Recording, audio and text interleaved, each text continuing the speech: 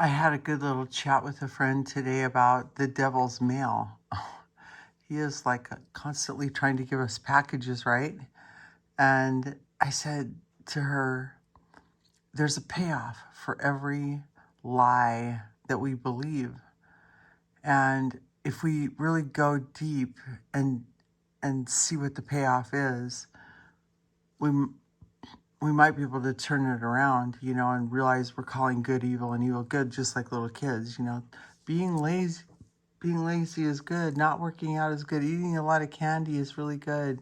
Look how children think. So, when I was a child, I spoke like a child, thought like a child, acted like a child, and a lot of people just have it wrong. They have a relationship with the accuser of the brethren. He's as much of an excuser as he is an accuser. He's the slanderer.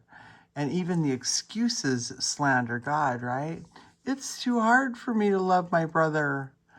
Yeah, how would you like your kids to say that to you? It's too hard for me to love them. It's not too hard. It's actually hard to play the part of Cain in the movie of our life. It's hard to live by bread alone. And it's really hard to live for worldliness. It's empty, it's vain, it's chasing the wind. You're never satisfied.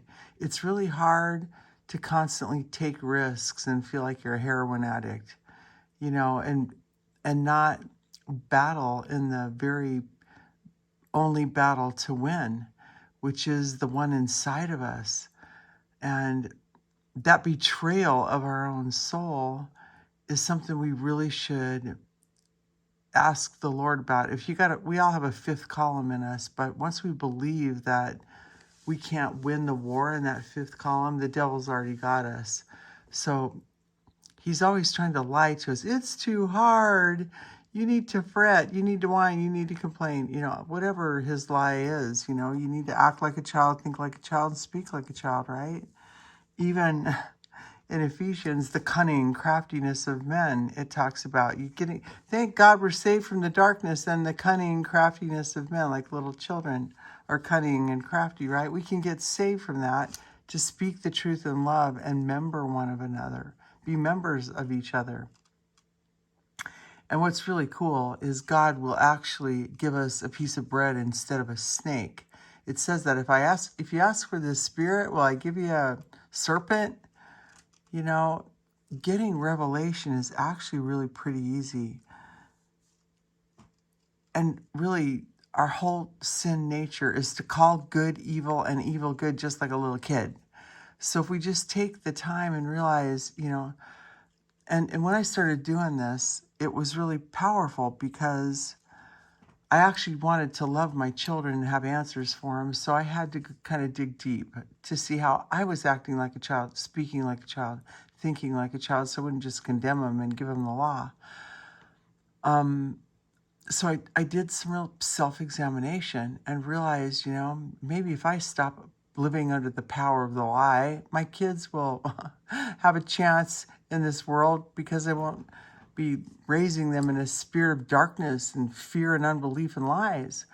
And what I realized is it really is as simple as kind of like picking up a shovel and digging for a little gold. If you knew you only had to shovel two heaping piles of dirt to get to the big piece of gold, wouldn't we do that? Yeah, we would do that. Sometimes I lose jewelry and I spend a lot of time looking for it. We'll go the distance for stuff. We can go the distance. Wisdom is pleasant. It's easy to them that have understanding. And so the biggest lie is serving the Lord is too hard, right? Loving your brother is too hard. Do we want our kids to mouth that crap? I'm sorry. Do we want our kids to, that's really what helped me. Do I really want my kids to think what I'm thinking right now? Maybe I should take this thought captive and go down the road with it. Where is this thought coming from? And where is it taking me straight to hell? It doesn't take very long to actually realize that the thought is coming from the devil, right? And it's got a destiny. And I don't have to take the package like the picture here. And really, when you think of the devil, I know I talk a lot about the accuser of the brethren, but the excuser is just is bad. And he's always trying to get us to think like little children, wash our hands of any responsibility, because responsibility is so evil, right? It's not evil. It's good. It's good to love your brother. Don't you want your kids to love each other and have understanding and wisdom and personal stories to give each other hope? Sure you do. So, it's not too hard. We're made in God's image, and we're actually made to love God and love each other. It's our reasonable service. It's the smartest thing any of us can actually do, is to love God with all of our heart, mind, and strength, because then we will love people the right way, right? And it's not too hard.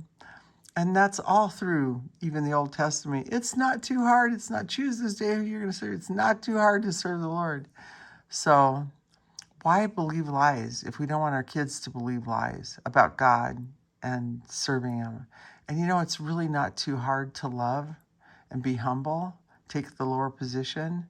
It's much harder to be demonized and bitter and critical and offended. And, I think I'm going to stop now, but I hope this helps somebody today. If the devil's handing you a package, you don't need to take it. All it is one big flat excuse for being demonized, right? We really want that package. Just take a little bit of time to think about it. Pray in the Spirit for about 10 seconds or maybe 30 seconds, and maybe you'll realize that you're like a child. You're calling good evil and evil good. You're calling darkness light, light darkness, all with the devil's help. And there's no joy at the end of that road. And there's joy everlasting when you love the Father of light and the truth. Amen.